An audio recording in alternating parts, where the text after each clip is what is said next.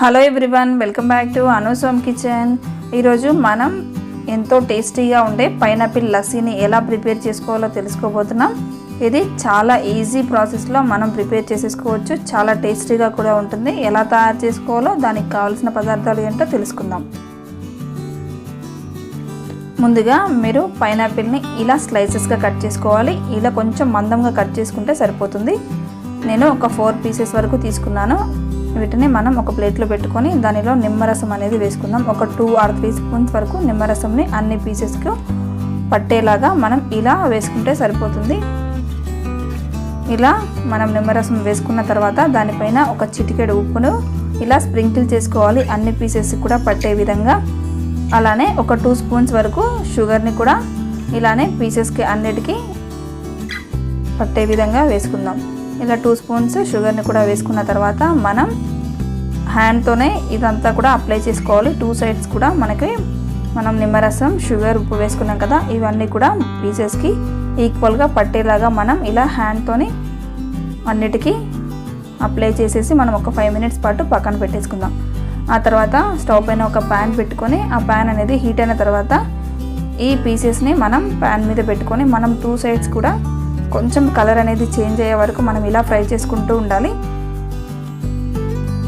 మీరు ఇదే పద్ధతిలో చేసుకోండి, మీకు లస్సీ అనేది చాలా బాగుంటుంది టేస్ట్. ఇలా మనం తిప్పుతూ దగ్గరే ఉండి మనం 2 సైడ్స్ కూడా ఇలా మనం ఫ్రై చేస్తూ ఉండాలి. మనకి కొంచెం డార్క్ కలర్ వచ్చినా కానీ బాగుంటుంది, ఆ ఫ్లేవర్ కూడా మనకి బాగుంటుంది.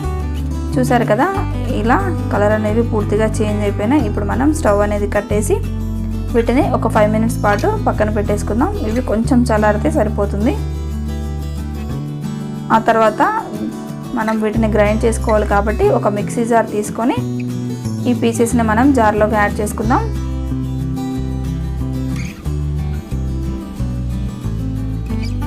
ఇలానే 4 పీసెస్ని వేసుకున్న తర్వాత దీనిలో ఒక 2 స్పూన్స్ వరకు షుగర్ని వేసుకుందాం. షుగర్ అనేది మనం ఆల్రెడీ అప్లై చేసేటప్పుడు కొంచెం వేసుకున్నాం కాబట్టి ఇక్కడ కొంచెం తక్కువగా వేసుకుంటే బాగుంటుంది.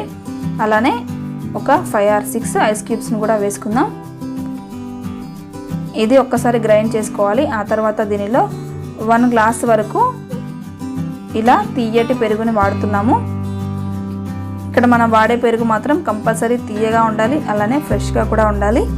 మనం దీన్ని కూడా గ్రైండ్ చేసుకొని మనం గ్లాసెస్లోకి సర్వ్ చేసుకుందాం. చూసారు కదా, ఎంతో చిక్కటి టేస్టీ అయినా మనకి పైనాపిల్ లస్సీ అనేది ప్రిపేర్ అయిపోయింది. మీకు ఈ వీడియో నచ్చినట్లయితే లైక్ చేయండి, షేర్ చేయండి.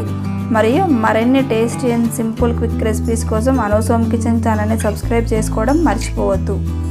Thank you friends, thanks for watching.